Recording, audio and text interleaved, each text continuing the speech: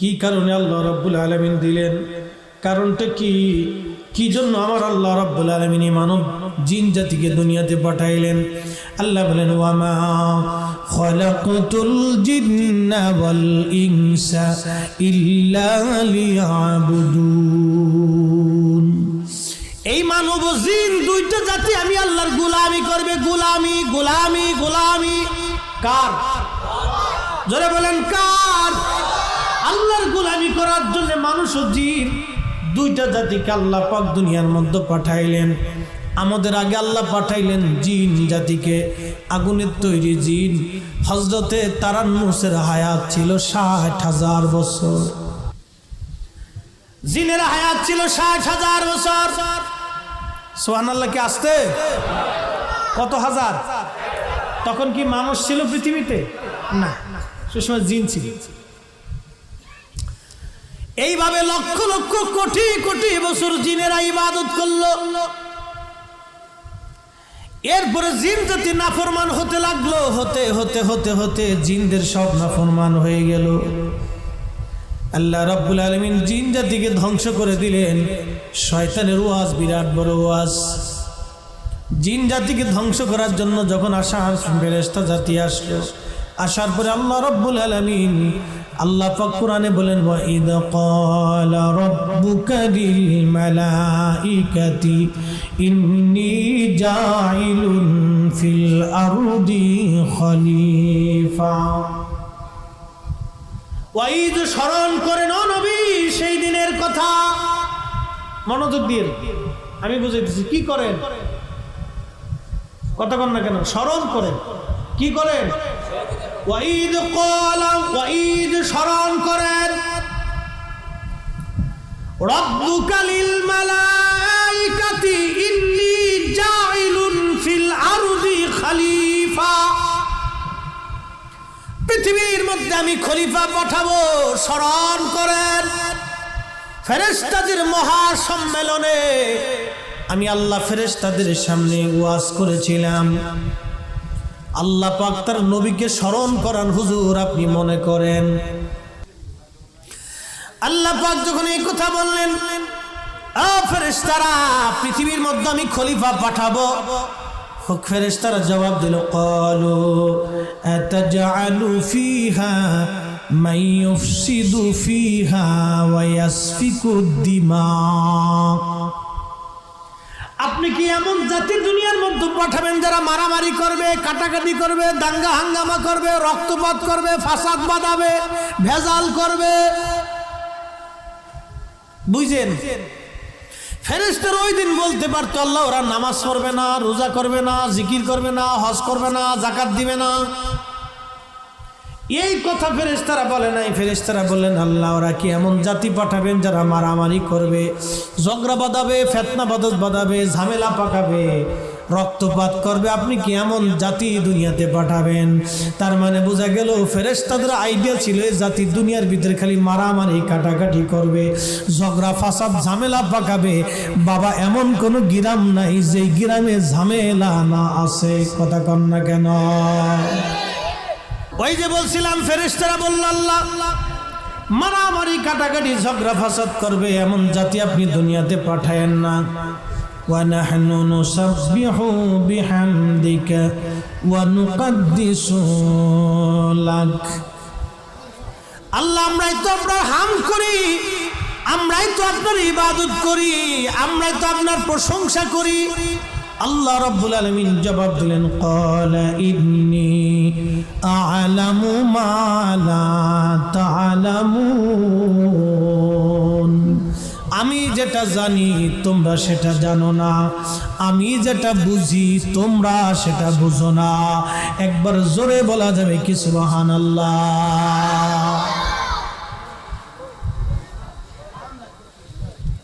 এরপরে আল্লাহ জিন জাতিকে ধ্বংস করার জন্য ফেরেশতা পাঠাইলেন। কোটি কোটি জিন হত্যা করা হলো। ইবলিসকে আল্লাহর ফেরেশতারা নিয়ে গেলেন আসমানে 1 লক্ষ, দ্বিতীয় আসমানে 1 লক্ষ, সপ্তম আসমান পর্যন্ত 7 লক্ষ বছর ইবাদত করার পরে আল্লাহ ইবলিসকে একটা লকব দিলেন, প্রিন্সিপাল অফ মালায়েকা। ফেরেশতাদের মুআল্লিম আল্লাহ বানাইলেন, ফেরেশতাদের সরদার আল্লাহ বানাইলেন, এত বড় মুআল্লিম আল্লাহ বানাইলেন। দেখেন তার শিক্ষার অভাব নাই, তার আমলের অভাব নাই। এক সেজদায় ইবলিসের জীবনে 50,000 বছর পার করে দিয়েছে। জিকির করতে করতে 50,000 বছর চলে গেছে। ফেরেশতারা মুআল্লিমুল মালায়েকা হয়ে যাওয়ার পরে আল্লাহ রাব্বুল আলামিন তখন আদম সফিউল্লাহকে বানানোর জন্য আল্লাহ পাক বেহেশত পৃথিবীর সব জায়গার মাটি নিলেন, সব জায়গার মাটি আল্লাহ নিলেন। পৃথিবীর এমন কোনো জায়গা নাই যেখান থেকে আল্লাহ মাটি না নিয়েছিলেন। সব জায়গার মাটি নিয়ে আল্লাহ বেহেশতের তাসনিম নদীর পানি দিয়ে মাটিগুলি খামির করা হলো। আদম সফিউল্লাহ জান্নাতে একা একা ভালো লাগে না, ভালো লাগে না। আমরা আদি পিতা বুঝছেন নি, বাপেরও ভালো লাগছে না, তা আমরা কিতা করতাম কি, বাপেরও ভালো লাগতেছে না, বাহে খালি ঘুরে উদাসীন উদাসীন। আল্লাহ কি জানে কি জানে না? ইন্নী আলামু মা লা তা'লামুন, আমি যেটা জানি তোমরা সেটা জানো না। আমার মালিক তো সব জানে। আল্লাহ রাব্বুল আলামিন আদম সফিউল্লাহর বাম পাজর থেকে একটা হাড্ডি নিলেন। কি নিলেন? একটা হাড় নিয়ে, বাঁকা হাড়, সোজাটা নিছে না, বাঁকাটাই লইছে। বাঁকা হাড় নিয়ে আল্লাহ রাব্বুল আলামিন ওই হাড় থেকে মা হাওয়া আলাইহিস সালামকে আল্লাহ বানাইলেন। একবার জোরে বলা যাবে কি সুবহানাল্লাহ? আদম নবী মাটি, পানি, আগুন, বাতাস, 4টে বস্তু দিয়ে আল্লাহ তারে বানাইছে। অনেকে কয় খালি মাটি দিয়ে বানাইছে, এটা ডাহা মিথ্যা কথা। মানব শরীরের ভিতরে খালি মাটি নাই, মানব শরীরের ভিতরে মাটি আছে, পানি আছে, বাতাস আছে, আগুন আছে। এই আতশ, খাক ও বাদ, এই 4টে জিনিস না থাকলে মানুষ বাঁচবে না। এই জন্য প্রেশার কমে গেলেও মরে যায়, বাইরে গেলেও মরে যায়। শরীরের তাপমাত্রা কমে গেলেও মরে যায়, বাইরে গেলেও মরে যায়। শরীরে পানির মাত্রা কমে গেলেও মরে যায়, বাইরে গেলেও মরে যায়। কথা কন না কেন? বন্ধুগণ আমার, খুব মনোযোগ দেন। আদম সফিউল্লাহকে আল্লাহ রাব্বুল আলামিন 4টা পদার্থ দিয়ে আল্লাহ বানায়া রুহু যখন ফুকাই দিয়েছে নূরে মুহাম্মাদি দেওয়ার পরে, এবার আসেন খেলা। আল্লাহ রাব্বুল আলামিন আদম সফিউল্লাহর সামনে, আমার প্রিয় নবীতে আসবে, সবাই আদম সফিউল্লাহর সামনে আল্লাহ দেখাইতে লাগলেন। সেদিন আমরাও ছিলাম, সুনান বাইহাকির বিশুদ্ধ হাদিস, খুব মনোযোগ দিন। ওই দিন আমরাও ছিলাম। কে ডাকাত হবে, কে চোর হবে, কে ভালো হবে, কে মন্ত্রী হবে, কে প্রধানমন্ত্রী হবে, কে রাজা হবে, কে বাদশা হবে, কে সেনাপ্রধান হবে, কে আলেম হবে, কে ইমাম হবে, কে মুসল্লি হবে, কে ডাক্তার হবে, কে নবী হবে, কে ওলি হবে, কে কুতুব হবে, কে আবদাল হবে, কে মুজাদ্দিদ হবে, কে হাফেজ হবে, কে মুফতি হবে, কে আলেম হবে, কে মুহাদ্দিস হবে। আদম সফিউল্লাহকে আল্লাহ দেখাইতে লাগলেন। ওই দেখানোর মাঝে আদম নবী দেখে, আমার নবী বলে, আমার উম্মত শোনো, ফারআনি ফারআনি। আমাকে আদম সফিউল্লাহ দেখলেন, নূরান সাতিয়ান ফি আসফালিহিম, এক উজ্জ্বল নূরওয়ালা। একবার জোরে বলেন আল্লাহু আকবার।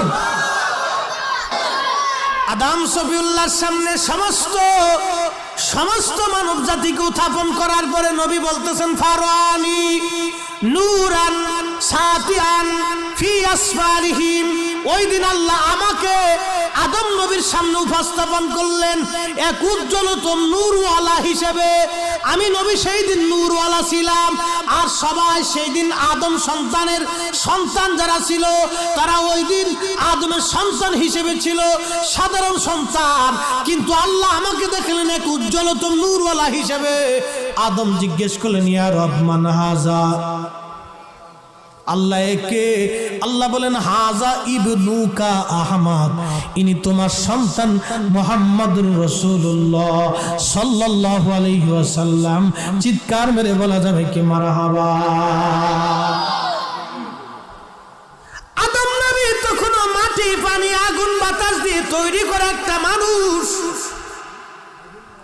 4 বস্তুর তৈরি মানুষ আদম নবী, কিন্তু সন্তান আমাদের নবী নূর। হ্যাঁ, কি চমৎকার। আদম নবী যখন 4 বস্তুর তৈরি, আমাদের নবী তখন নূর। আল্লাহ বলেন ইবনুকা, তোমার সন্তান হবে। মারহাবা কর। কি হবে? এই জন্যই নবী পৃথিবীতে মানুষের সুরতে, মানুষের মাধ্যমে আসছে। উনি মানুষ, উনি ফেরেশতাও না, জিনও না, উনি মানুষ। মানুষ হয়ে আসার কারণে আল্লাহ বলেন লাকাদ মান্নাল্লাহু আলাল মুমিনিন, তোমাদের জন্য, মুমিনদের জন্য আমি এই নবীকে নিয়ামত হিসেবে পাঠিয়েছি। ওয়া আরসালনাকা ইল্লা রাহমাতাল লিল আলামিন, तमाम কুল কায়নাতের রহমত বানায় পাঠিয়েছি। একসাথে জোরে বলা যাবে সুবহানাল্লাহ? হ্যাঁ, মনোযোগ দিয়ে।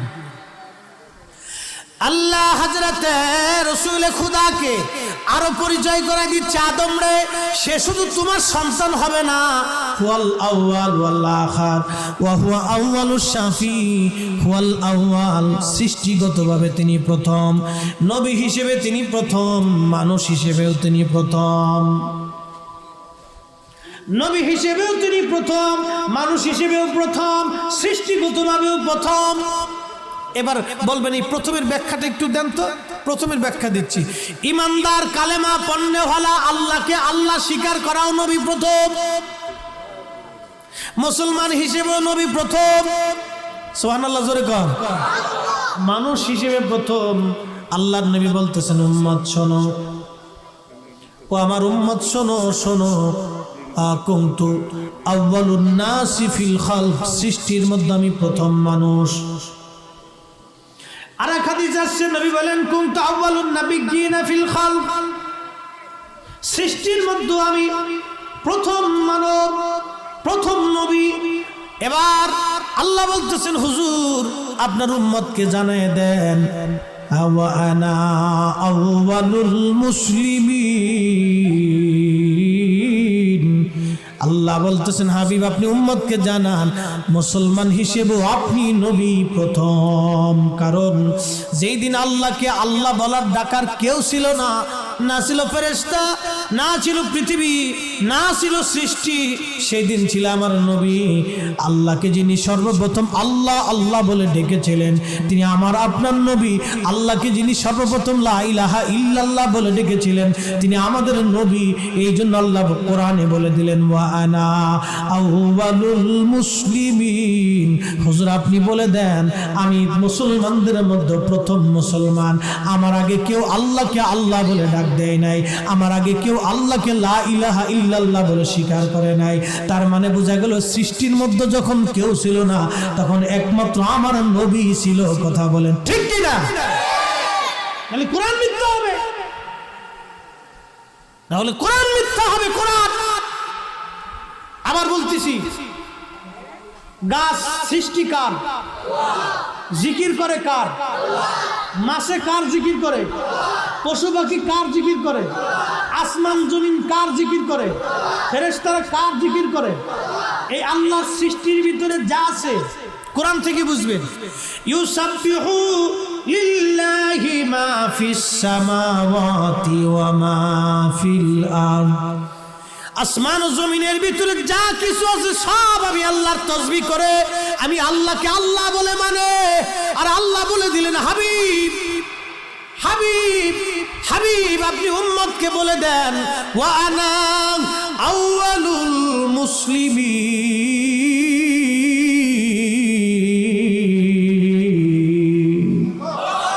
ওয়া আনা, আর আমি আউয়ালুল মুসলিমিন, ইসলাম কবুল করার, আল্লাহকে আল্লাহ মানার ব্যাপারে আমি সবার প্রথম।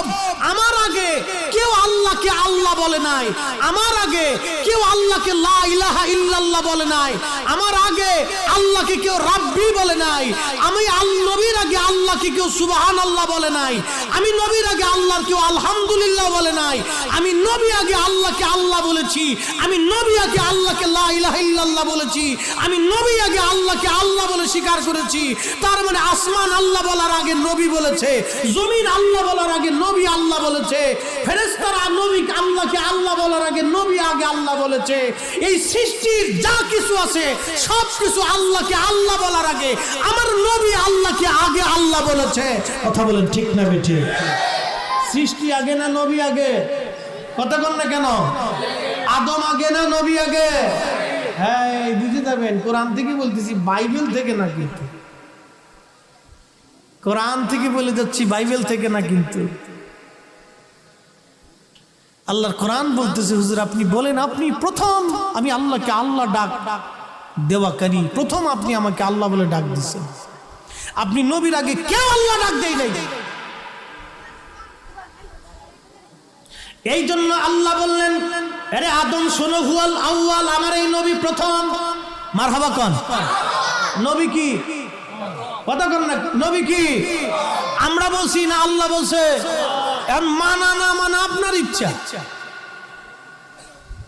মানলে ওই আল্লাহ রসুল হাবিবুল্লাহ হাবিবুল্লাহ থাকবে, আপনি না বললেও নবী হাবিবুল্লাহ থাকবে। কি কথা ঠিক না? আপনি যদি নাও মানেন, এই যে এখন চেয়ারম্যান সাহেব, এলাকার চেয়ারম্যান, উনি সরকারি কাগজপত্রে সিগনেচার হয়ে একবারে ডকুমেন্ট সহ চলে এসেছে। এখন আপনি যদি চেয়ারম্যান নাও মানেন, তাও উনি চেয়ারম্যান, যদি মানেন তাও উনি চেয়ারম্যান। আমার নবী হাবিবুল্লাহ, রাহমাতুল লিল আলামিন, সাইয়্যিদুল মুরসালিন, সাহেবে জান্নাত, সাহেবে কুরআন, সাহেবে মেশর, সাহেবে হাউজে কাউসার, সাহেবে মাকামে মাহমুদ।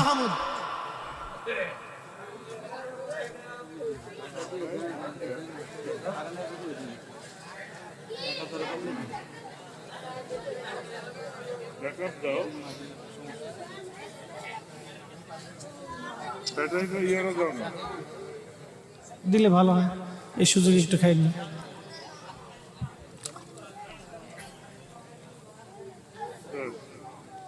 মাশাআল্লাহ মাশাআল্লাহ, আলহামদুলিল্লাহ।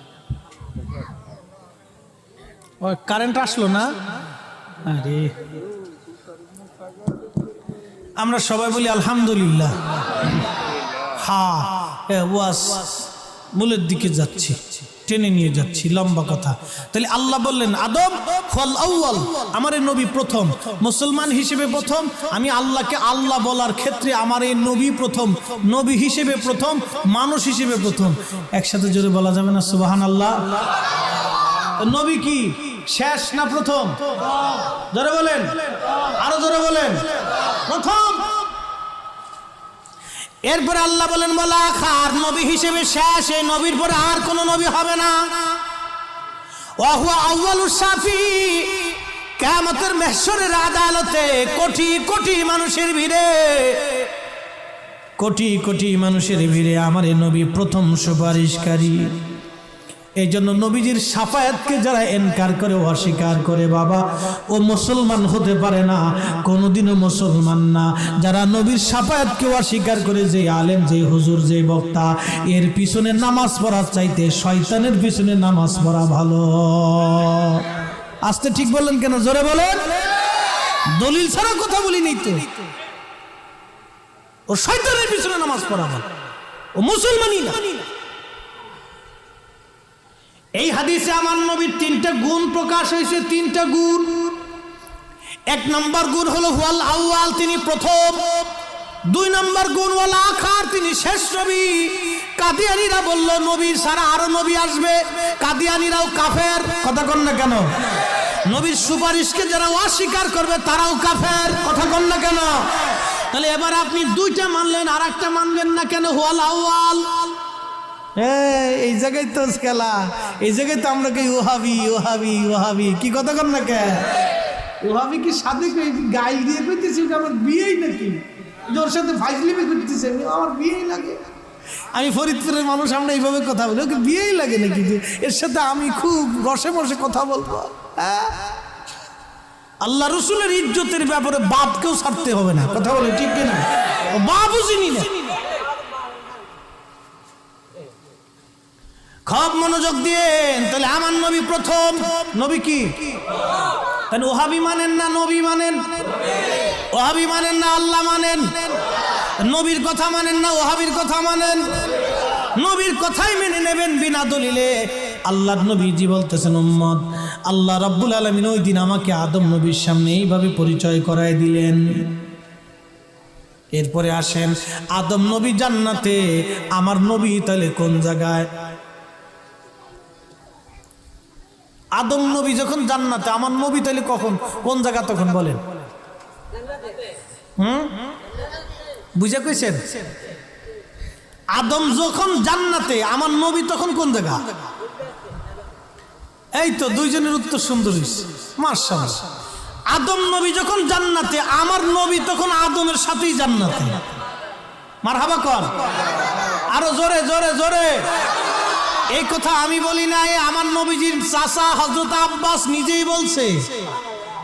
বলতেছি, দলিল দিচ্ছি, দলিল ছাড়া যাব না। আজকে 21টা কিতাবে আছে। সাহাবীর নাম হযরত খরাইম ইবনে আউস। তিনি প্রথম কালেমা পড়ছিলেন তাবুকের যুদ্ধে। ঘটনাটা হলো তাবুকের যুদ্ধের ময়দানে 30,000 সাহাবী নবীজির সামনে। এমন সময় হযরত আব্বাস দাঁড়ায় যে বলতেছেন, ইয়া রাসূলুল্লাহ, আপনি অনুমতি দিলে আপনার সামনে একটা কবিতা লিখছি, আমি কবিতাটা সবাইকে শোনাইতে চাই। আমরা নাতে রসুল বলি না? কাজী নজরুল ইসলাম নাতে রসুল লেখছে 4,500। আচ্ছা বলেন কোন ভার্সিটির চ্যান্সেলর? ও আমি মৌলবী 3 পাতা পড়ে মনে করছে একবারে লাটসা হয়ে গেছে। কাজী নজরুল ইসলাম কিন্তু আন্ডার মেট্রিক পাস, কিন্তু আল্লাহ তাকে এমন মেধা দিয়েছিলেন, কি চমৎকার একটা নাত লিখে রেখেছে দেখেন।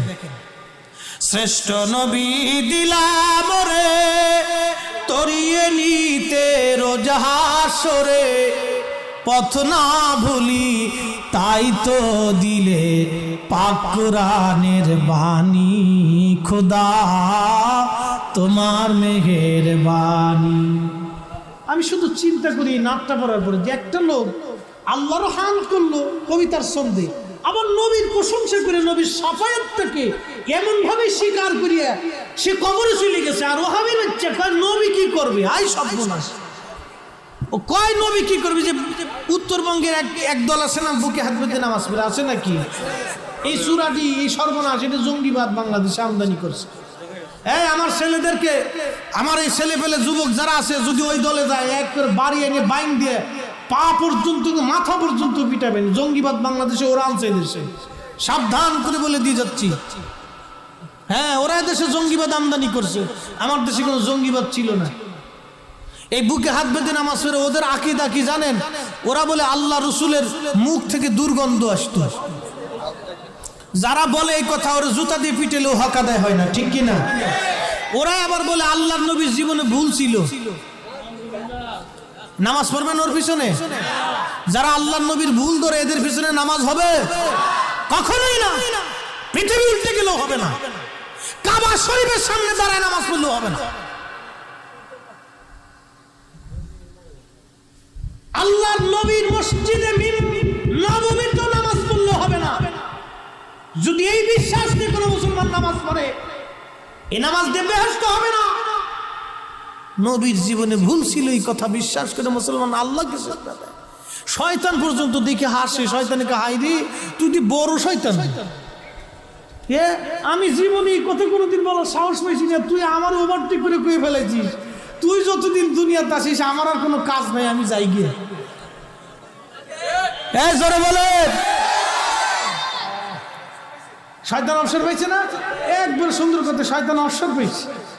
শয়তান এতদিন খুব জ্বালায় ছিল, চিন্তা করছে না আমার সব মুরিদান আসে কেমন পেয়ে গেছে, তা আর চিনতে দিন।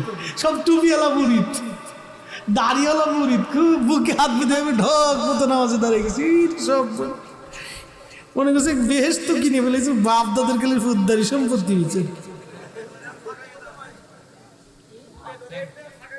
হ্যাঁ, একবারে সরাই দিছে, একবারে জিনের মতো সরাই দিছে, মনে হচ্ছে জিন একটা খারাইছে। চিন্তা করেন ওদের আকীদা কত বড় মারাত্মক, আপনি শুধু এতটুকুন চিন্তা করেন। এরা আবার বলে কি জানেন? আল্লাহ রসুলের আব্বা আম্মা দুইজন জাহান্নামে চলে গেছে, এটাই চূড়ান্ত। কি বলেন আপনি? একটু বলেন তো, আপনি একটু চিন্তা করেন তো। গা শিহরে ওঠার মতো না ভাই? হ্যাঁ, গা শিহরে উঠে না? গা শিহরে ওঠার মতো কথা। রসুলের আব্বা আম্মা জাহান্নামে চলে গেছে, এটি বলে চূড়ান্ত। এ তো গা শিহরে ওঠার কথা। এটা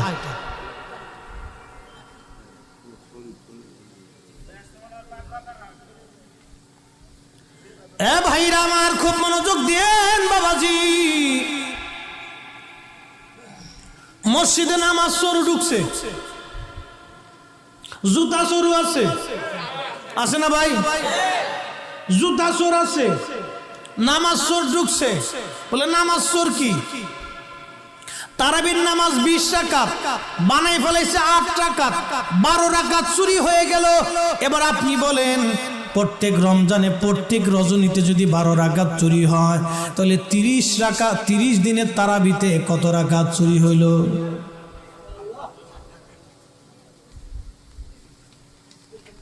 বলেন জীবনে আর কি কোনো দিন এই একবার রমজান চলে গেলে কি আর কোনো দিন রমজান আপনি পাবেন বাপ? আর কোনো দিন আসবে?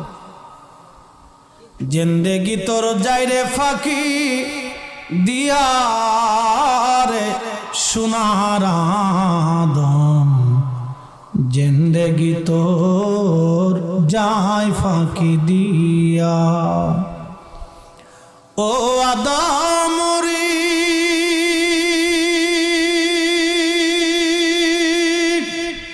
কামিনীর ওই কোলেতে কাল ঘুমেতে রইলি তুই।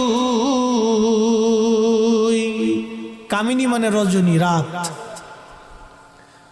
ও আদম রে পাক ধরিয়া গেছে দাড়ি, দন্ত আছে গুটা চারি, সমন জারি গিয়াছে করিয়ারে সোনার আদম, জিন্দেগি তোর যায় ফাঁকি দিয়া।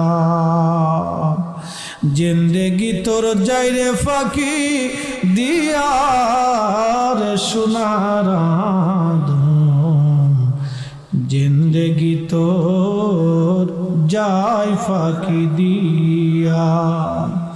বাজানো তারাবি ছিল 20 রাকাত, 12 রাকাত চুরি হয়ে গেল। 30 দিনে যদি 12 রাকাত করে চুরি হয় তাহলে আপনি বলেন 300 কত রাকাত?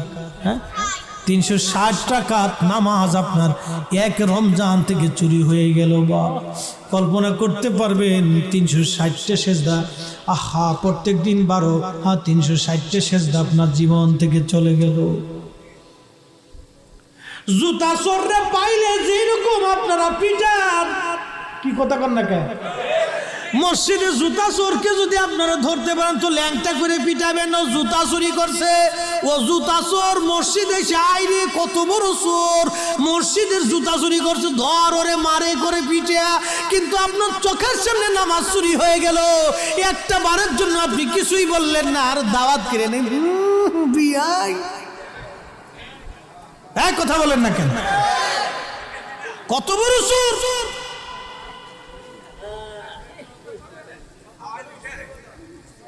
ডিজিটাল চোর। কষ্ট হচ্ছে আপনাদের? হক কথা বলতেই হবে, হক না বললে আমার এই যুবকরা বুঝবে না তো। ওদেরকে শিখাইনি একটু সহি হাদিস আছে, ও সহি হাদিসের বুঝে কি? 22 বছর ধরে 24 বছর ধরে মাদ্রাসায় হুজুরদের দর্শে বসছে। ওই ছেলে কি বুঝে? ও সহি হাদিসের কি বুঝে, হাদিসের কি বুঝে? ও উলুমুল ফিকহ, উলুমুত তাফাসির, উলুমুল হাদিস, রসুল ও বালাগাত মানতিক, আরবি সাহিত্য গ্রন্থ প্রবন্ধ বুঝে কি? নসর নজমে ও বুঝে কি? জানে কি ঘোরার দিব? সূরা ফাতিহা ওদের ঠিক মতো নাই।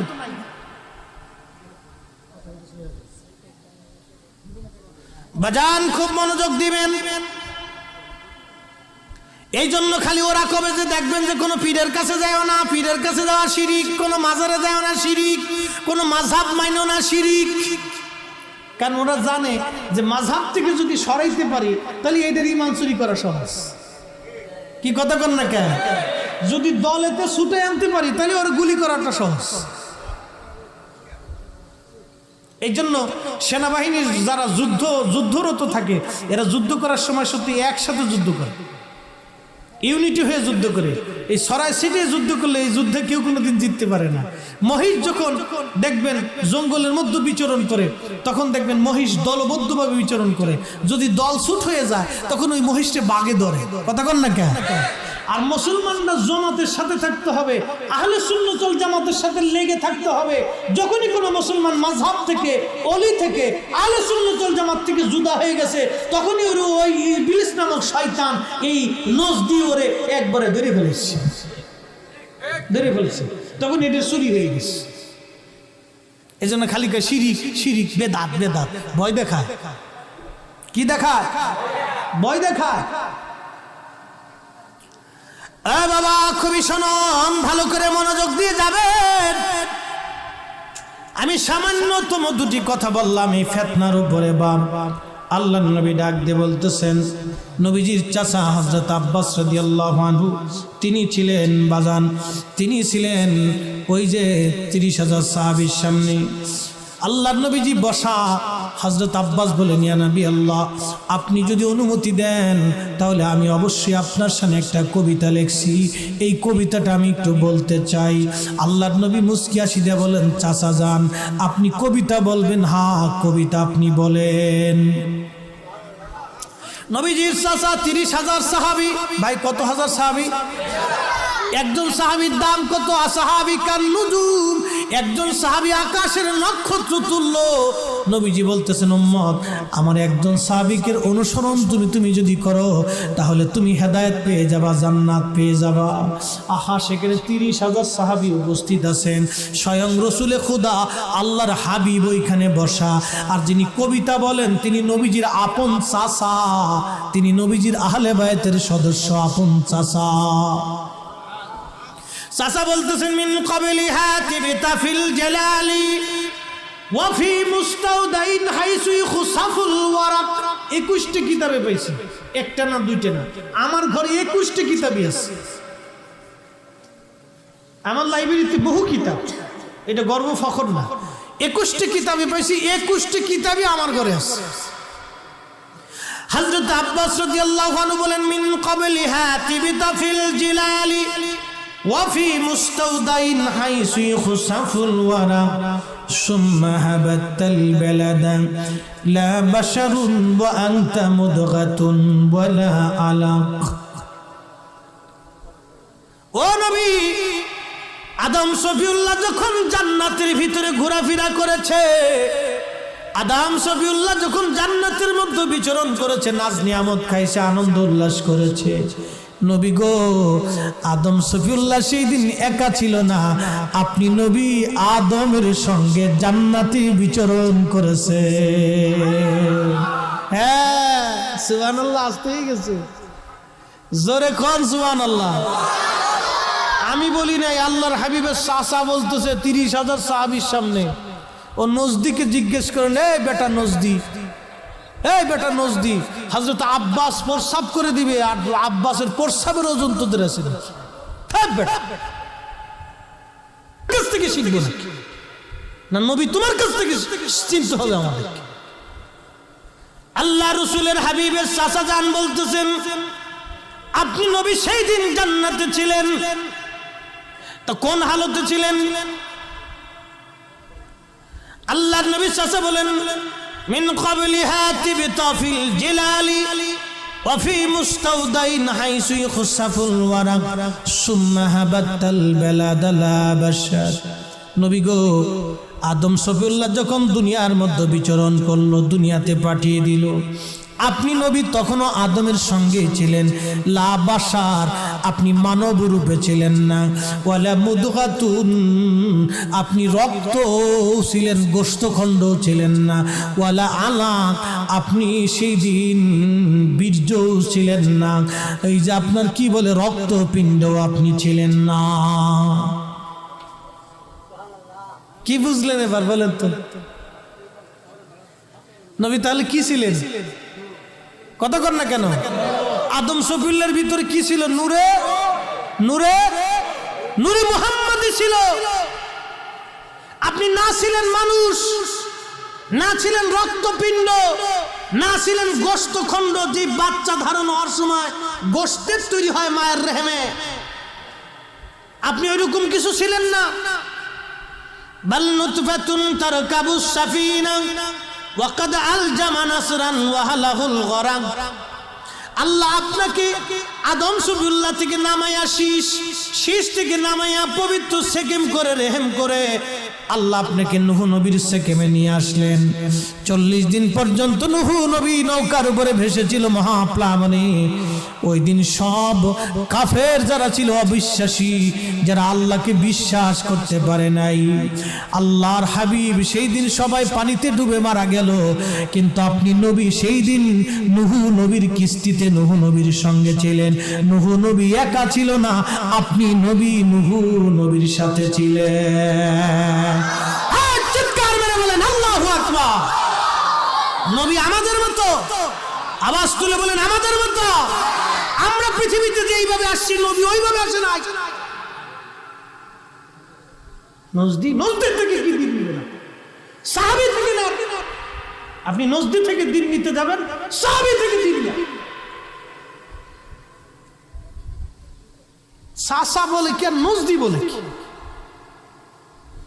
আব্বাস রাদিয়াল্লাহু আনহুর মতো সাহাবী বলে কি?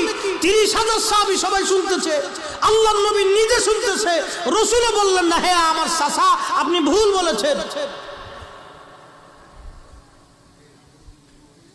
কথা বুঝি কবরে যাওয়া লাগবে। বাপ কবরে যাওয়া লাগবে না? কথা বলেন না কেন? লাগবে না কবরে? তো কবরে যেহেতু যাওয়া লাগবে, আল্লাহর কাছে দাঁড়াইতে হবে না?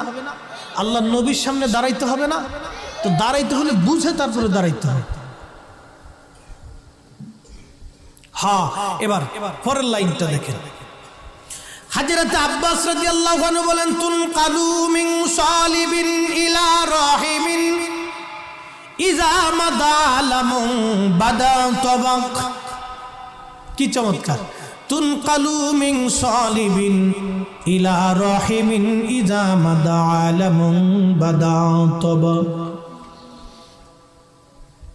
নবী গো, আল্লাহ আপনাকে পবিত্র সেকেম থেকে রেহেম, রেহেম থেকে সেকেম, অর্থাৎ আল্লাহ পাক আপনাকে সমস্ত জমানা দেখায়া দেখায়া আদম সফিউল্লাহ থেকে নামাইলেন, শীশ আলাইহিস সালামের সেকেমে রাখলেন, শীশ আলাইহিস সালাম থেকে নামাইয়া আল্লাহ তার পবিত্র সন্তানের কাছে রাখলেন, সেখান থেকে নামাইয়া আল্লাহ পর্যায়ক্রমে নূহ নবীর কাছে আনলেন, নূহ থেকে আল্লাহ নামাইয়া নামাইয়া আল্লাহ সেজদাকারীদের মাধ্যমে নামাইয়া নামাইয়া পবিত্র সেহেম থেকে রেখে রেহেমের মধ্যে স্থানান্তর করায়া আমার আল্লাহ হযরতে ইব্রাহিম খলিলুল্লাহ সেকেম মুবারকে রাখলেন।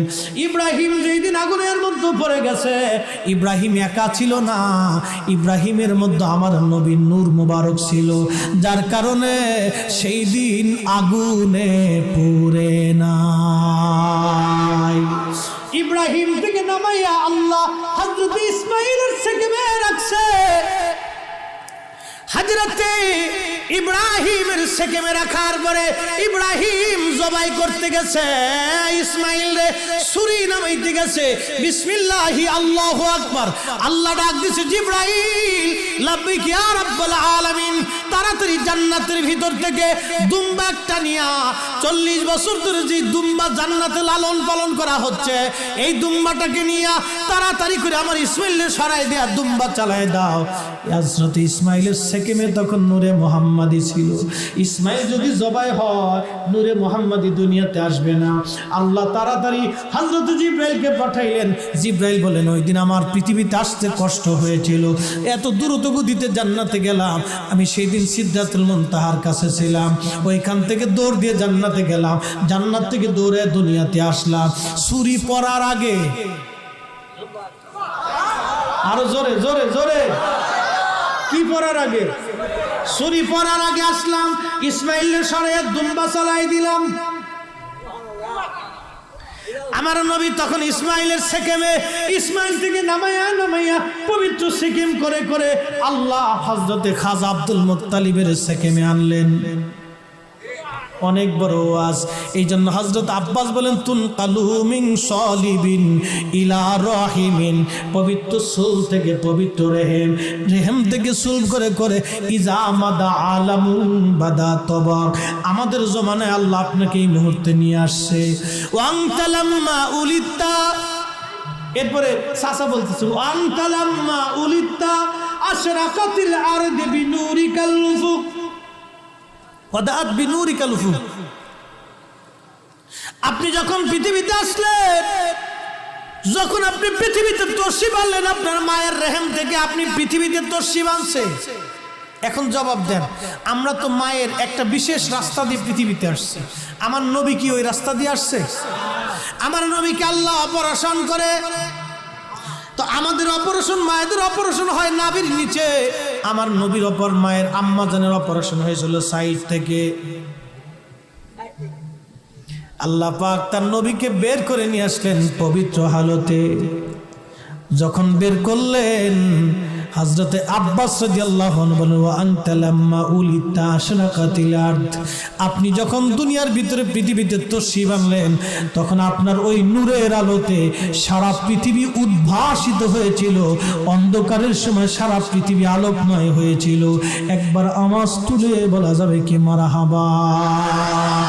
এই জন্য আল্লাহ বলেন, কদ জাআকুম মিনাল্লাহি নূর, আমি আমার পক্ষ থেকে এক নূর পাঠাইছি, নূর।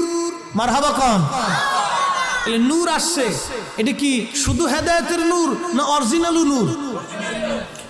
নূরও হেদায়েতের নূর। নবী তো হেদায়েতের নূর এমনি হেদায়েত নিয়ে আসছে, ঠিক কি না? হেদায়েতের নূর তো আমরা মানি, এটা তো আর নতুন করে শিখাইতে হবে না। উনি তো হেদায়েতের নূর, হেদায়েত নিয়ে আসছে বিধে আমরা হেদায়েত হইছি, নয়তো হেদায়েত হইতাম না। উনি তো এমনি তো হেদায়েতের নূর, কিন্তু আল্লাহর নবী সৃষ্টিগতভাবেও নূর, সৃষ্টিগতভাবেও নূর। হযরতে আব্দুল মুত্তালিবের সেকেম মোবারকে যখন নবী আসলেন, আহা অনেক বড় লম্বা ওয়াজ, ঘুমন্ত অবস্থায় আছেন। হযরত আব্দুল মুত্তালিবকে আল্লাহ স্বপ্ন দেখাইলেন, আব্দুল মুত্তালিব আপনি জমজম খনন করেন। তো জমজম খনন করতে গেলেন আব্দুল মুত্তালিব ছেলে হারেসকে নিয়ে। জমজম খনন করতে যখন গেলেন, যাওয়ার পরে জমজম কূপ যখন পাইলেন, তখন কুরাইশরা, মক্কার মানুষ তখন বলে, রে আব্দুল মুত্তালিব, এই জমজমের পানির ভাগ আমাদেরকে দেওয়া লাগবে। আব্দুল মুত্তালিব বললেন, না, জমজমের ভাগ দেব না। তাহলে কি করা যায়, সমাধান কেমনে করব? লোকেরা বলল, সমাধান নেওয়ার জন্য ওই যে সিরিয়াতে একজন গণক মহিলা আছে, আমরা ওই গণকের কাছে যাব। একজন সর্দার, বংশের সর্দারকে নিয়ে 12 জন কুরাইশ নেতা নিয়ে নবীজির দাদা হযরত আব্দুল মুত্তালিব সিরিয়ার পানে রওনা করলেন। মরুভূমির মধ্যে যখন তিনি গেলেন, যাওয়ার পরে পানি শেষ হয়ে গেল।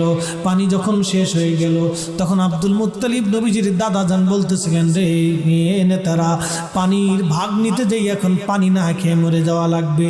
আসো আমরা একটা কাজ করি, আমরা তো মরেই যাব, কিন্তু কবর দেওয়ার মতো তো আমাদের কেউ নাই। আমরা 12 জন আছি, আমরা এক একজন এক একটা করে কবর খনন করি। যদি একজনের দাফন হবে না, আমরা অন্তত 11 জনের দাফন করতে পারবো। বাদ বাকি যার ভাগ্যে দাফন নাই, সেই কবরেই পড়ে থাকবে।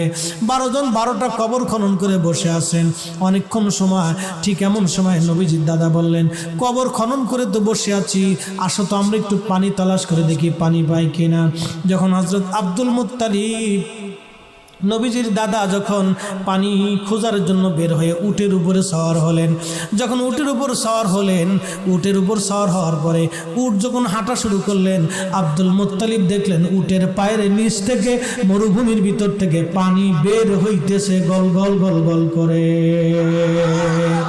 উনি আল্লাহু আকবার বলে ডাক দিলেন। মক্কার 12 জন নেতা দৌড়ে আসছে, হাই হাই আব্দুল মুত্তালিব, ব্যাপার কি? বলে, দেখো আমার উটের পায়ের নিচ থেকে পানি বের হয় মরুভূমির ভিতরে। আস্তে কর, আরো আস্তে। আমার নবী তখন কোন জায়গা? জোরে কর। নবীজির দাদার সেকেম মুবারকে তখন উপস্থিত নবী, নূরে মুহাম্মাদি তখন দাদার সেকেমে। ওই সময় যদি দাদা পানি না খেয়ে মরে যায়, তো নূরে মুহাম্মাদি পৃথিবীতে আসবে না। মরুভূমির ভিতরে আল্লাহ মাটি ফাটাইয়া তাদের জন্য পানি বের করে দিচ্ছে, বুঝে কবরে যায়। এরপরে মক্কার 12 জন নেতাকে, আব্দুল মুত্তালিব তুমি আমাদের নেতা, আর ঝগড়ার দরকার নাই, বাড়ি চলো। চলে আসছে মক্কা। শুকরানা তিনি খুদার ঘর তাওয়াফ করলেন। আব্দুল মুত্তালিব তাওয়াফ করার পরে আল্লাহর ঘর ধরে বলেন, আল্লাহ আমাকে একটা ছেলে দিছো, আরো 9টা ছেলে দেবা। 10টা ছেলে যদি দাও, তাহলে একটা ছেলে আমি কুরবানি দিয়ে দেব তোমার এই ঘরের সামনে। ইমানত করার পরে আল্লাহ 10টা ছেলে দিলেন। 10 নম্বরে নবীজির আব্বাজান হযরতে খাজা আবদুল্লাহ আবদুল্লাহ আবদুল্লাহ। 10টা ছেলে উপযুক্ত হলো। নবীজির আব্বার বয়স 20। এই সময় উনি মানতের ব্যাপারে ছেলেদেরকে বলেন, ছেলেরা আমি মানত করেছি তোমাদেরকে কুরবানি করব। বলে আব্বাজান কারে করবেন? বলে আমি লটারি করব, যার নাম লটারিতে আসবে আমি তারই কুরবানি দিব। তখন লটারিটা না হলো, নাম আসলো হযরত আব্দুল্লাহর হাতটা ধরে হযরত আব্দুল্লাহকে নিয়ে যা হচ্ছে মক্কা ঘরের সামনে, আয় আব্দুল্লাহ আজকে তোকে এইখানে কুরবানি দিব। বাজানো খুব মনোযোগ। তখন কুরাইশের মানুষ দৌড়ায় আসছে, হায় হায় আব্দুল মুত্তালিব করো কি? মক্কার সব মানুষ দৌড়েছে, আয় মুত্তালিব করো কি তুমি? কেন? আমি মানত করছি এই ছেলে কুরবানি দিতেই হবে। বলে তোমার ভালো ছেলেটা কুরবানি দিবা? আব্দুল্লাহর মতো ভালো ছেলে সারা মক্কাতে নাই, এত ভালো ছেলে তুমি কুরবানি দিবা? হাই হাই করতেছো কি তুমি? কয় না, তাড়াতাড়ি তাড়াতাড়ি ছেলেটাকে কুরবানি দিতে আমি মানত করছি। বলে না, আবার নতুন করে সিদ্ধান্ত নাও। তখন সিদ্ধান্ত হলো এই ছেলের পরিবর্তে আমরা উট কুরবানি দিব। লটারিতে নাম আসবে, 10টা উট আগে দিব, আব্দুল্লাহর নাম দিব, যদি কবুল না হয় আরো 10টা বাড়াবো। এইভাবে বাড়াইতে বাড়াইতে 100 উটের নাম যখন লটারিতে আসলো, হযরত আব্দুল্লাহর পরিবর্তে উটের নাম লটারিতে চলে আসলো। আব্দুল মুত্তালিব আরো 3বার লটারি টানলেন, 3বারই উটের নাম আসলো। 100 উট আব্দুল মুত্তালিব নিজে হাতে খোদার ঘরের সামনে কুরবানি দিলেন। হযরত আব্দুল্লাহ জীবনে বেঁচে গেলেন। একবার জোরে বলা যাবে কি সুবহানাল্লাহ? আব্দুল্লাহ সেকেমে তখন কি আছে? নূরে, যারা বলে নূরে। উনি যদি জবাই হয়ে যায় তাহলে নূরে মুহাম্মাদি পৃথিবীতে আসবে? উনি জবাই হবে না, এই জন্য আল্লাহর হিকমত। নূরে মুহাম্মাদি, নূরে মুহাম্মাদি, নূরে মুহাম্মাদি। আহা বাজান, এবার আব্দুল মুত্তালিব 100 উট কুরবানি করে দিলেন। ওইদিকে ওরাকা বিন নওফলের বোন ছিলেন উম্মে কিতাল। ওরাকা বিন নওফলের বোন ছিল উম্মে কিতাল। উম্মে কিতাল ডাক দিয়ে বলতেছে, উম্মে কিতাল বলতেছে, একদিন দেখে হযরত খাজা আব্দুল মুত্তালিব আব্দুল্লাহ খোদার ঘর তাওয়াফ করতেছে। ওই যে বিপদ থেকে উনি বাঁচলেন, বাঁচার কারণে আল্লাহর ঘর শুকরানা তাওয়াফ করতেছিলেন। তাওয়াফ করার সময় আব্দুল্লাহর দিকে তাকায় উম্মে কিতাল ডাক দেবে, আব্দুল্লাহ রে, ওরে আব্দুল্লাহ তুমি কি আমার সাথে মিলিত হবা? আমাকে বিয়ে করবা? বলে কারণ কি? বলে হ্যাঁ, যদি তুমি আমাকে শাদী করো তাহলে একটা শর্ত, তোমার বাবা তোমার বিনিময়ে 100 উট কুরবানি করেছে, এই 100 উট আমি তোমার আব্বাজানকে হাদিয়া দিয়ে দিব, বিনিময়ে তুমি আমাকে বিয়ে করে নাও, আমাকে তুমি বিয়ে করো। হযরত আব্দুল্লাহ রেখে বলে, না রে উম্মে কিতাল, তুমি ওরাকা বিন নওফলের বোন। সে খুব, ওরাকা বিন নওফল ছিল ধর্মযাজক, তাওরাত জবুর ইনজিলের পারদর্শী আলেম ছিল।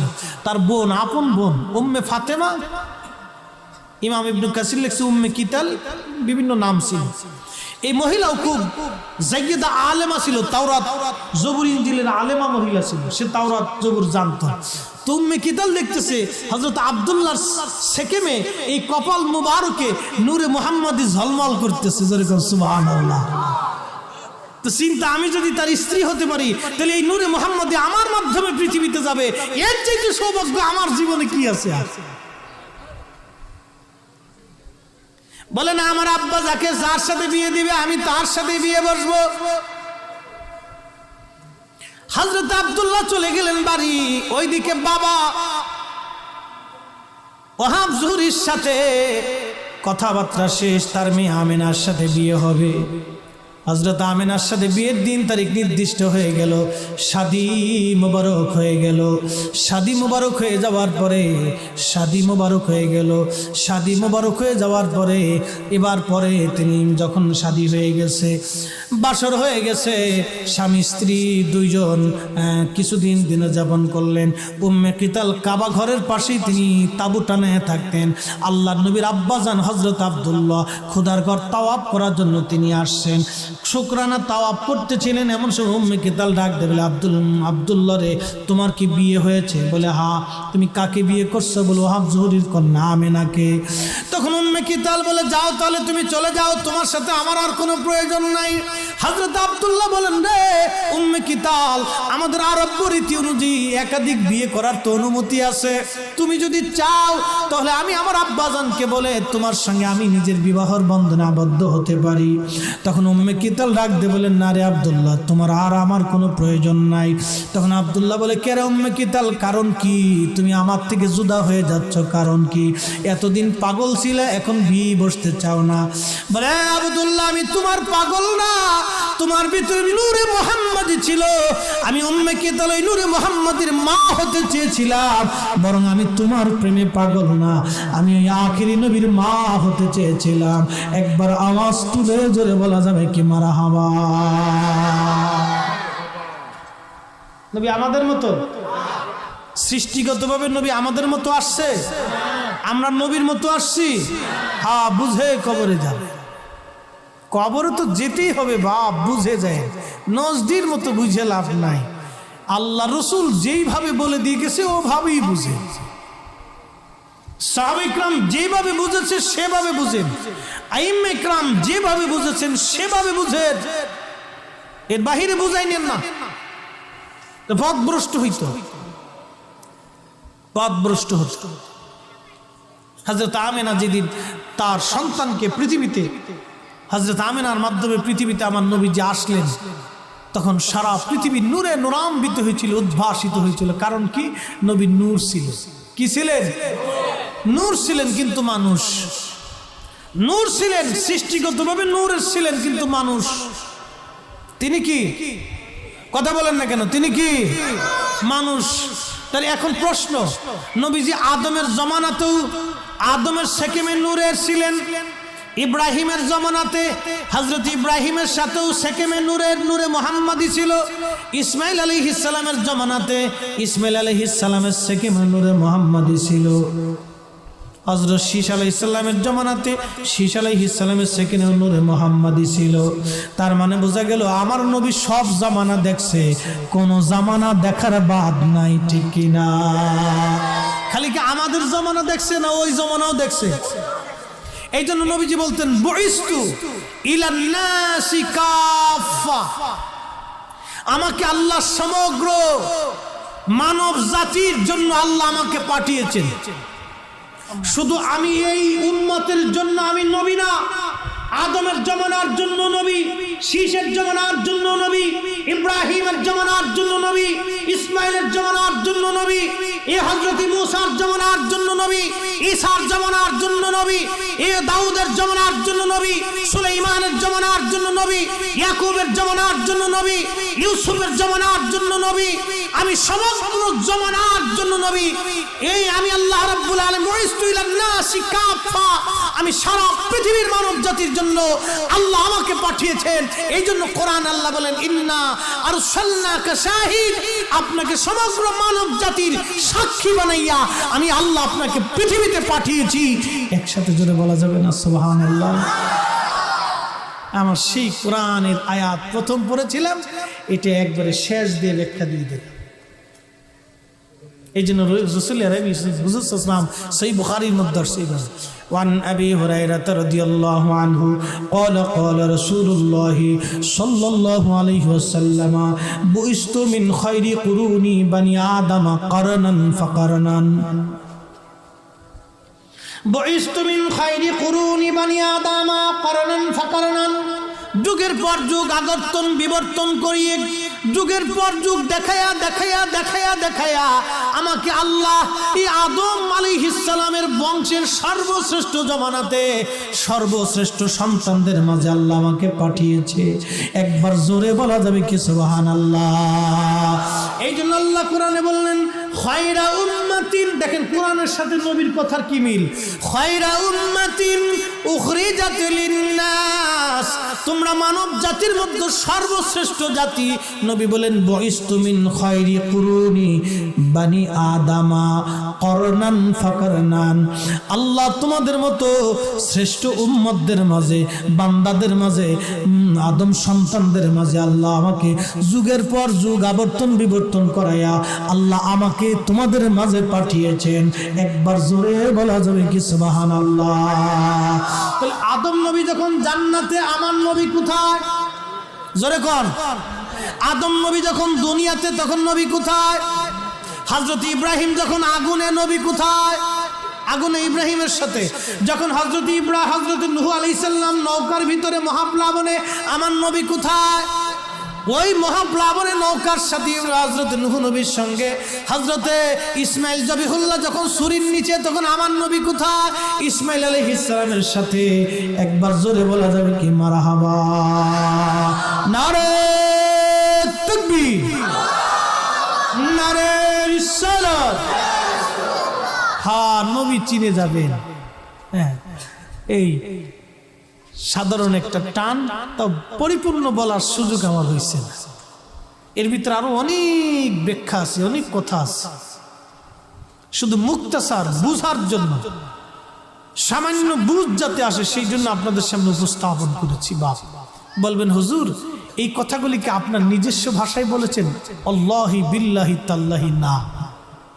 এই কথা লিখেছেন আজ থেকে 450 বছর আগে মক্কা মদিনার ইমামুল হারামাইন মুল্লা আলী কারি মাক্কি, যিনি 1 লক্ষ হাদিসের হাফেজ ছিলেন। এই কথাগুলি লিখেছেন ওনার উস্তাদুল আসাতিজা ইমাম হযরত হাইতেমি আশ-শাফিঈ আল মাক্কি, যিনি 1 লক্ষ হাদিসের হাফেজ ছিলেন। এই কথাগুলি লিখেছেন ইমাম আহমদ আসকালানি আশ-শাফিঈ, যিনি ইমাম হযরত আসকালানির ছাত্র ছিলেন। এই কথাগুলি লিখেছেন আল্লামা ইমাম ফখরুদ্দিন রাজি, যিনি পৃথিবীর অন্যতম শ্রেষ্ঠ মুজাদ্দিদ আহলে সুন্নাত ওয়াল জামাতের ইমাম ছিলেন। এই কথাগুলি লিখেছেন আল্লামা ইমাম জালালউদ্দিন আস-সুয়ুতি, যিনি 2 লক্ষ হাদিসের হাফেজ ছিলেন। এই কথাগুলি লিখেছেন আল্লামা ইমাম নাসিরউদ্দিন দামেশকি, যিনি লক্ষ লক্ষ হাদিসের হাফেজ ছিলেন। এই কথাগুলি লিখেছেন আল্লামা ইমাম শামসুদ্দিন সাখাবী, যিনি লক্ষ লক্ষ হাদিসের হাফেজ ছিলেন। এই কথাগুলি লিখেছেন হুজুর গাউসে পাক মহিউদ্দিন আব্দুল কাদের জিলানী। ওনার জুতার এক পাল্লাই দিবেন, সমস্ত মসজিদের কার এক পাল্লাই দিবেন, গাউসে পাকের জুতার ওজনের সমান হবে না। কথা বলেন ঠিক না বেঠিক? এই কথাগুলি লিখেছেন মুজাদ্দিদ আল ফিসানি সিরহিন্দি, শেখ আব্দুল হক মুহাদ্দিস দেহলভী। ওনাদের জুতার এক পাল্লাই দিবেন, সব মসজিদের কার এক পাল্লাই দিবেন, ওনাদের জুতার ওজনের সমান হবে। আপনি কার কাছ থেকে দিন নেবেন বুঝে নেবেন। মোহতারাম প্রধান অতিথি আজকে উপস্থিত, মনোযোগ দিবেন। আপনাদের দেশে গ্রাম্য ডাক্তার আছে না বাপ? আসেনি? ওনারা চিকিৎসা করায় না? করায়, ওষুধ ওষুধ প্রেসক্রিপশন ওষুধ। মনোযোগ দেন। ঢাকা ইউনিভার্সিটির যিনি প্রধান আছেন ডক্টর, অনেক বড় ডাক্তার না ছোট ডাক্তার? কি কথা কন না, বুঝেন না?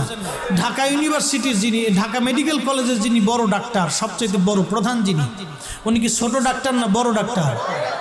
উনি বাংলাদেশের 1% একজন ডাক্তার, অনেক বড়, বিরাট বড় মেধাবী ডাক্তার। উনি একটা প্রেসক্রিপশন করছে। ওই প্রেসক্রিপশনটা এনে আপনি গ্রাম্য ডাক্তার আপনার একজনের কাছে বলেন, ভাই ঢাকা ইউনিভার্সিটির মেডিকেল কলেজ হসপিটালের প্রধান যিনি, তিনার কাছ থেকে এই প্রেসক্রিপশনটা আনছি, দেখেন তো। উনি প্রেসক্রিপশনটা নিয়ে বলেন, ধুর ওনার প্রেসক্রিপশনই হয়নি। কি বুঝলেন? তাহলে গ্রাম্য ডাক্তার কি চালাক না বলদ? কথা কন না কেন? আরো জোরে বলেন। এই গ্রাম্য ডাক্তারের কথা অনুযায়ী যে চিকিৎসা নিবে ছিল, ওই বেটা হলো আরো বলদ। কি কথা বল না? যে ঢাকায় মেডিকেল কলেজ হসপিটালের প্রধানের প্রেসক্রিপশন ফেলাই দিয়ে গ্রাম্য ডাক্তারের চিকিৎসা নিল, বুঝে গেল ওটা হলো আন্তর্জাতিক মানের বলদ। ওর মতো বলদ দুনিয়াতে নাই বাপ। ওর বড় বড় আল্লাহওয়ালা ওলি আল্লাহ যারা ছিলেন, যারা আকাশের দিকে তাকাইলে বৃষ্টি হতো, জমিনের দিকে তাকাইলে শস্য হতো, নদীর দিকে তাকাইয়া ইশারা করলে নদীর পানি উজানের দিকে রওনা করতো, বাঘের দিকে তাকাই ইশারা দিলে বাঘ মাথা নিচু করে সামনে এসে দাঁড়ায় থাকতো। এ বাপ, ওনার মতো ওলি আল্লাহ, ওনাদের মতো লক্ষ লক্ষ হাদিসের হাফেজ মুহাদ্দিসরা নবীকে নূর বলে গেল।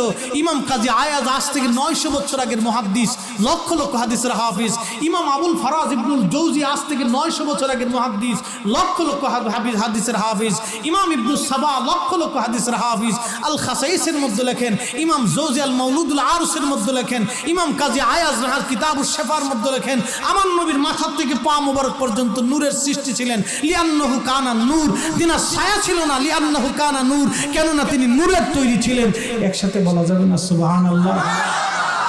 এত বড় বড় ইমামরা প্রেসক্রিপশন দিল মিলাদুন নবী করতে হবে, মিলাদুন নবী মুস্তাহাব। ইমাম সুয়ুতি লিখলেন, ইমাম হযরত আসকালানি লিখলেন, ইমাম জাজরি লিখলেন, ইমাম শামসুদ্দিন সাকাবি লিখলেন, ইমাম শামসুদ্দিন দামেশকি লিখলেন, ইমাম হায়াতুল হাইতিমি লিখলেন, ইমাম মুল্লা আলী কারি মাক্কি লিখলেন, ইমাম বারজমজি লিখলেন, ইমাম আবু শামা রাহিমাহুল্লাহ লিখলেন। বিশ্ববিখ্যাত এই কয়েকজন ইমামের নাম কেবল বললাম। ইমাম জৈনুদ্দিন শামী রাহমাতুল্লাহ লিখলেন, বিশ্ববিখ্যাত লক্ষ লক্ষ হাদিসের হাফেজ। ইমামরা বলেন মিলাদুন নবী মুস্তাহাব। উনারা এত বড় প্রেসক্রিপশন দিল। উনারা হলো পৃথিবীর সবচেয়ে বড় মুস্তাহিদদের মধ্যে অন্যতম মুস্তাহিদ। ঢাকা মেডিকেল কলেজ হসপিটালের ওই প্রধানের প্রেসক্রিপশন বাদ দিয়ে গ্রাম্য ডাক্তারের প্রেসক্রিপশন নিলে যা হয়, ওই এত বড় লক্ষ লক্ষ ইমামদের প্রেসক্রিপশন বাদ দিয়ে আপনি গ্রাম্য মৌলবীর ফতোয়া মানলে তাই হয়। কথা কন না কেন? ঠিক না বেটি? বুঝলে বুঝপাতা, না বুঝলে তেজপাতা। যদি এরপরেও না বুঝেন তো বুঝবো মাথার ভিতরে মগজের ভিতরে গরুর গোবর ঢুকছে। কি ঠিক আছে না? গরুর গোবর ঢুকছে, তাও না বুঝেন তো কিছু করার নাই। এরপরও যদি না বুঝেন, এবার কোরআন থেকে বলি। আল্লাহ বলছেন ওয়াসআলুন, দুঃখিত। আল্লাহ রাব্বুল আলামিন বললেন, হে আমার উম্মত, হে আমার বান্দারা, তুমি শরঈ মাসালা ধর্মের বিষয়, যে বিষয়টা তুমি না বুঝো, না জানো, আহলাজ যিকরি ফাসালু আহলাজ যিকরি ইন কুনতুম লা তা'লামুন। ফাসালু, তুমি জিজ্ঞেস করো, তুমি জানো। আহলাজ যিকর, আহলুজ যিকিরদের কাছ থেকে জানো। ওই গ্রাম্য ডাক্তার আর গ্রাম্য মৌলবী, এই সমস্ত ওলমি মৌলবী সারা পৃথিবীতে যদি এখনো বলেন আজহার ইউনিভার্সিটির চ্যান্সেলর, সাতা ইমাম সুয়ুতির জুতা টানার যোগ্যতা নেই। কি ভাবতেছেন? ইমাম সুয়ুতি তিনি সেই ইমাম যিনি ৭৫ বার আল্লাহর নবীকে স্বপ্ন দেখেছেন। ২ লক্ষ হাদিস সূরা ইখলাসের মতো মুখস্থ বলে দিতে পারতেন। ওনার ছাত্র হওয়ারও তো যোগ্যতা নেই। ওনার ছাত্র ইমাম ইবনে শামা, ইমাম শামী, দুঃখিত, ইমাম শামী ওনার ছাত্র লক্ষ হাদিসের হাফেজ ছিল। একসাথে জোরে বলা যাবে না মারহাবা? উনার উস্তাদ লক্ষ হাদিসের হাফেজ, উনার ছাত্র লক্ষ হাদিসের হাফেজ, উনিও লক্ষ লক্ষ হাদিসের হাফেজ। উনার ছাত্র ভাইরা যারা ছিলেন একসাথে লেখাপড়া করছে, তারাও লক্ষ লক্ষ হাদিসের হাফেজ। উনারা দিন বুঝলো না, উনারা ধর্ম বুঝলো না, উনারা মিলাদুন নবী বুঝলো না, উনারা এই কি বলে আপনার এই নবী নূরের তৈরি বুঝলো না। আমার দেশের পাইতি নবী বুঝে গেছি। এই জন্য আল্লাহ বলেছেন ফাসালু আহলাজ যিকরি ইন কুনতুম লা তা'লামুন। তোমরা যেটা জানো না, আহলে যিকিরদের কাছ থেকে এটা জেনে নাও। একসাথে ভাই বলা যাবে মারহাবা? অনেক ওয়াজ। যদি না বুঝেন কিছুই করে নেই। মোহতারাম প্রধান অতিথি কথা বলবেন, এরপর আমরা দোয়া করব ইনশাআল্লাহ। এরপর আমরা দোয়া করব। এতক্ষণ আপনাদেরকে নিয়ে একটা